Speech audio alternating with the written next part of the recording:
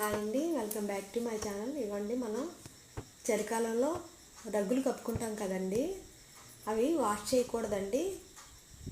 ఉదయాన్నే ఎండలో ఆరబెట్టేసుకోవాలి. ముందు సాయంత్రం వరకు ఎండిన తర్వాత ఇదిగోండి ఈ విధంగా మేడ మీద ఏదో ఒక మూల ఉంటుంది కదండి, 4 పలకల మూలలు ఉంటాయి కదండి, వాటి మీద ఇలాగా బాగా బాదాలండి. వాటిని ఇలా బాదితే డస్ట్ అది పోతుందండి.